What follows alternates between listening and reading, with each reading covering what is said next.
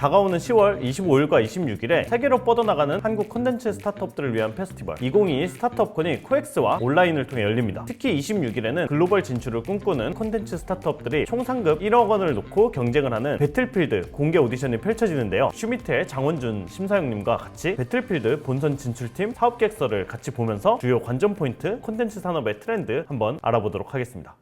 비대면 실감 콘텐츠를 위한 VR 솔루션 알파서클이라는 회사인데, VR 이제 대중화가 되려면은 여러 가지 관전 포인트들이 있잖아요. 아이폰 같은 하드웨어 기기가 나와야 된다. 이미지 너무 구리다. 이 이미지가 좀 더 좋아져서 진짜 그런 세계에 빠져든 것처럼 돼야 된다. 그거를 가능하게 위한 콘텐츠가 나와야 된다. 인터넷 속도가 빨라져야 된다. 뭐 이런 관전 포인트들이 있는데, 이 회사는 이제 그런 이미지 퀄리티에 대해서 문제를 해결하는 그런 회사인 것 같아요. 보니까 VR 시장과 이런 문제에 대해서 좀 어떻게 생각하는지. 저는 개인적으로는 좀 이제 거의 와가는 것 같아요. 그러니까 옛날에는 뭔가 이동통신사들이 5G를 팔아먹기 위한 어떤 수단, 빅테크들이 이 새로운 영역을 놓치지 않기 위해서 다들 이렇게 서둘리 약간 선언하는 느낌이었다면은, 사실은 지금 성인들이나 좀 나이 있으신 분들은 제페토 쓰라고 해도 안 쓰잖아요. 그쵸. 근데 어린 세대는 친구들 직접 만나니 제페토에서 만나고, 마인크래프트 성인들이 봤을 때 약간 그래픽이 후지지만 되게 즐기고, 소비자들이 이거를 이제 잘 받아들일 준비가 돼가는 것 같아요. 이 회사 솔루션 같은 거에 대해서는 좀 어떻게 보세요? 이 가치를 그대로 전달할 수 있으면 소비자들은 좋아하고 기술 기반이기 때문에 효익은 발생할 것 같아요. 이거를 어떤 엣지가 되는 제품으로서 팔 수 있느냐, 파트너들을 설득할 수 있느냐, 소비자한테 소구가 되느냐가 되게 어려운 건데, 시장 자체, 선결 과제가 많은 것 같아요.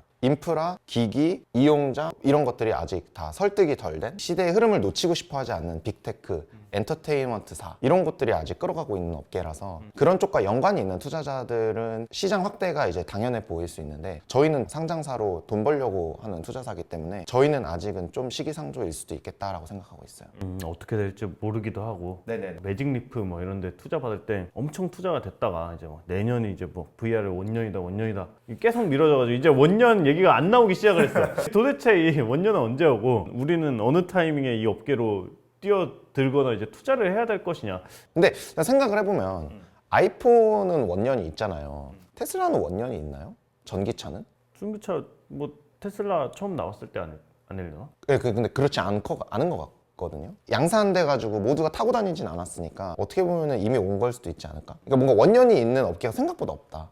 그럴 수도 있겠다. 사람들이 모두가 쓰고 자주 바꾸는 제품은 원년이 되게 확실할 수가 있는데, 사용 주기가 길고 뭐 이런 제품들 같은 경우는 원년을 나중 가서 정할 수도 있다. 뭐 이렇게 볼 수도 있겠네요. 나중에 후행적으로 평가받을 수 있다. PC도 그런 것 같아.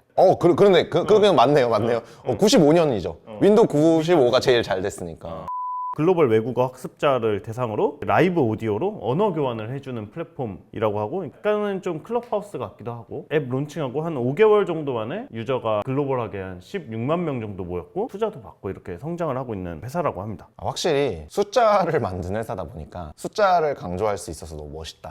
개인적으로 든 생각은, 그래서 왜 10만 명이 된 거지? 에 대한 설명은 좀 덜 된 것 같아요. 수준별로 방이나 커뮤니티에 조인해가지고 영어를 배울 수도 있고, 같은 공부라도 사실 좀 재밌게 하고 싶잖아요. 소통하면서 이야기하는 게 재미난 방식이니까 사람들 많이 쓰는 거 아닐까? 관전 포인트는 그건 것 같아요. 이호하면서도 많이 느낀 거기도 하고, 글로벌하게 지식 콘텐츠 크리에이터 시장이나 이런 걸 봤을 때 뭐 별풍선을 쏜다, 뭐 유튜브 같은 데서 슈퍼챗을 쏜다 했을 때 자극적인데 사실 많이 쓰거든요. 우리는 인간의 어떤 선함과 뭐 지적 면과 교양 같은 거를 되게 많이 믿지만 사실 그런데 돈을 안 쓴다, 사람들은. 근데 이것도 되게 그런 문제들을 겪어 나가지 않을까. 최근에 이제 그 스푼 라디오 인터뷰에서도 그랬잖아요. 본인들이 100만 원 버는 크리에이터들을 100명 만드는 거에 집중하니까 그때부터 달라졌다, 게임이. 아마 여기 안에서도 이제 팁을 많이 받는 강사를 막 만들어내려고 되게 노력하는 시점일 것 같아요.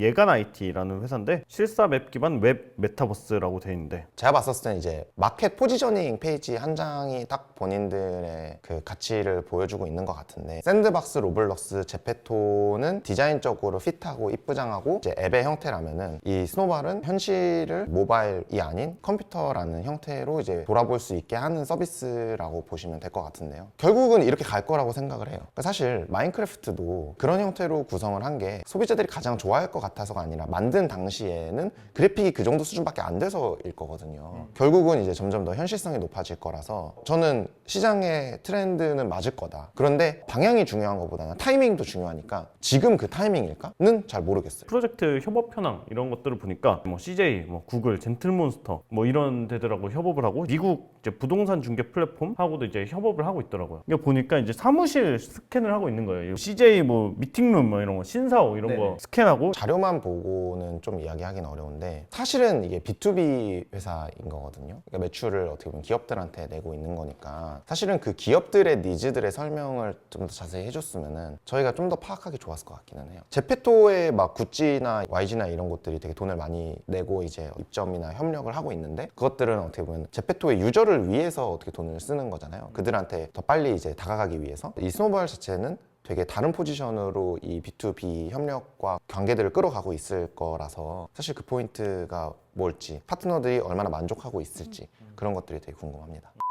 XP 판타지. 아, 여기 좀 특이한 회사였어요. 대표자가 외국인인 것 같아요, 보니까. 웹2 게임을 웹3스럽게 하고 이제 그걸 통해서 돈도 벌게 해주겠다. 뭐 그런 내용인 것 같아요, 보니까. 웹3나 뭐 P2E 이런 거 관심 있어요? 웹3는 관심 있고 P2E는 그냥 과도기적 실험이었다고 저는 개인적으로는 생각을 해요. 한번 알아보고 싶어서 P2E 게임을 한 100일 넘게 한 적이 있어요. 다오라든지 여러 가지를 경험을 해봤는데 이 결국은 게임이라는 거는 그냥 즐겁기 때문에 지불을 해버리잖아요. 근데 그 이유가 너무 복잡해지는 순간 재미 부분에서 점점 둔감해지더라고요. 그래서 아직은 좀 과도기적이라고 저는 생각을 하고 시장에서는 좀 꾸준히 투자가 되고 있는 영역이죠. 이 회사의 뭐 접근이나 비즈니스에 대해서는 좀 어떻게 생각을 하세요? 일단 좀 약간 애도를 표합니다. 솔라나 기반으로 만들었는데 올해 벌써 6번째 대규모 폭파 사태가 있었거든요. 탈중앙성을 좀 버리고 빠른 거 확장성을 선택했는데 안정적이지가 못하니까 참 일단 애도를 표하고 고민 많이 하실 거다.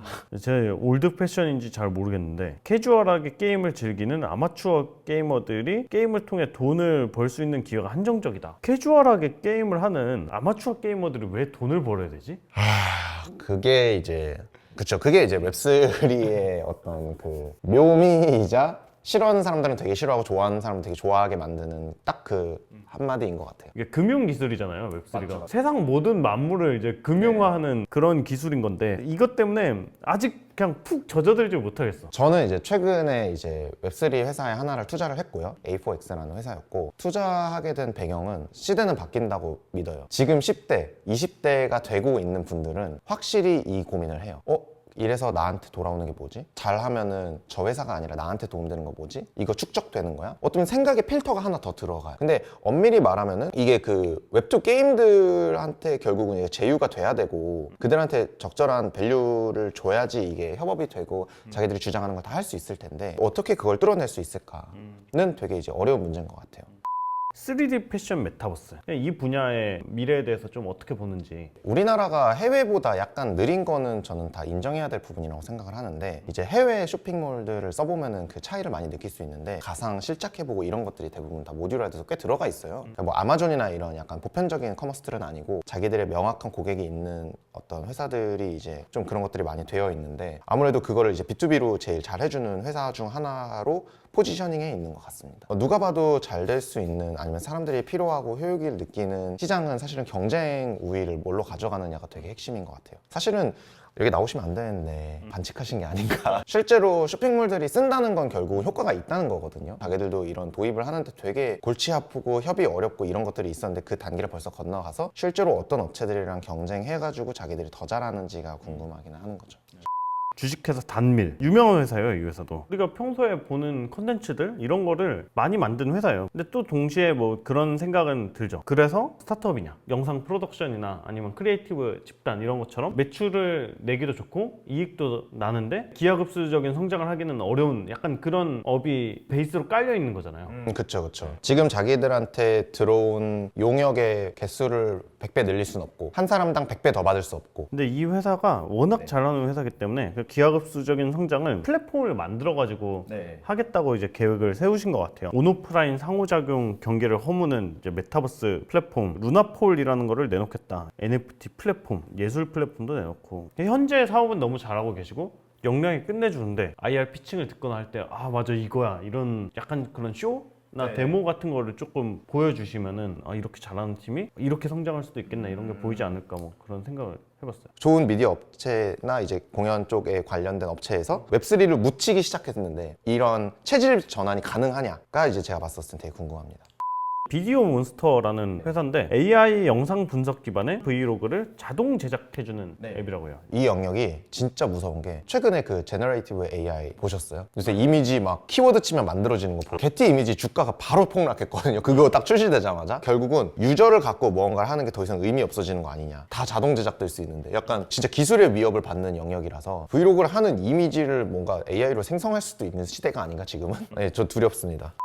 마지막 팀이 이제 필더세임 버추얼 방송 플랫폼이래요. 버추얼 크리에이터로 활동하기 위해서는 제품을 부착을 하고 그것들을 렌더링 해가지고 이제 실시간으로 이제 보여줘야 되는 게 있는데 다들 막 더 좋은 솔루션 만들려고 하고 있는 약간 격전지입니다. 거기서 경쟁하고 있는 기업이다. 실제로 그 일본의 애니컬러라는 회사가 무지막지한 실적과 버튜버들을 엄청 성장시키고 있어가지고 지금 굉장히 관심이 많은 시장입니다. 저는 이 버추얼 시장은 되게 재밌게 보는 거는 크리에이터 이코노미라고 해가지고 요새 되게 많은 이제 시도들과 그 사람들이 그 사랑해주는 것들이 많이 나오는데 그거랑 되게 다른 거는 크리에이터들이 만든 부가가치는 크리에이터들한테 가요. 크리에이터 중심의 세상은 오곤 있지만 기업들이 그 기회들을 포착하거나 살려주기가 힘들어요. 크리에이터한테 오너십과 그 부가가치가 다 쏠려 있으니까 트래픽은 엄청 많아지고 미래인 건 느끼지만 그래도 내가 돈을 어떻게 벌지에 되게 큰 위협을 받고 있는 반면에 이 버추얼은 그 안에서 기업이 할 게 되게 많은 영역이라서 그래서 저는 되게 재밌게 보고 있어요. 그럴 수 있겠네. 막 MCN 회사 뭐 이런 데들 막 돈도 막 잘 못 벌고 이거 같은 경우에는 맵도 팔고 막 방에 뭐 액세서리도 팔고 NFT도 팔고 막 그쵸. 그런 외모도 팔고 뭐 이제 맞아요. 성형도 할 수 있고 막 이제 누가 별풍선 쏘면 거기서 또 돈 벌고 맞아요. 실제로 표정은 핸드폰으로 잡고 손은 장갑, 발은 이제 신발 위에 매는 이제 장치 이렇게 세 가지를 이용해서 이제 이걸 구성한다고 했는데 또 어떤 기업은 다 카메라로만 하겠다는 데도 있고 어떤 데로는 아예 전신 수트를 입어서 더 디테일하겠다는 데도 있고 되게 이제 여러 가지 실험들이 이제 진행 중인 상황이고 이건 또 크리에이터들이 선택을 해줘야 또 쓸 수 있잖아요. 또 그들한테는 어떻게 호소할 건지 막 이런 여러 가지 일들이 막 벌어지고 있는 산업계라고 저는 생각합니다. 여기 같은 경우에는 고객들이 이거를 사용하게 만드는 매출을 발생하는 그 첫 지점을 어떻게 뚫고 갈 것이냐. 여기 영역은 돈은 벌 텐데 다 달려드니까 누가 왜 성공할지가 되게 핵심이에요. 되게 많은 새로운 직업들이 많이 생겨날 것 같아요. 데모 영상이 있는데 여기도 이제 뭐 조명 컨트롤할 수 있고 이펙트 있고 메타버스 컨텐츠 뭐 촬영 감독도 생길 것 같고 재미난 상상력을 자극하는 회사인 것 같아요. 10월 26일에 펼쳐지는 배틀필드 어떤 팀이 우승할지 기대가 많이 되는데요. 코엑스 401호 현장에서 그리고 유튜브 라이브를 통해서 만나보실 수 있습니다. CKL 인스타그램 통해서 우승팀을 맞추는 이벤트도 같이 진행이 되니까요. 많은 관심 부탁드리며 배틀필드 라이브 방송을 통해서 또는 현장에서 만나뵙도록 하겠습니다.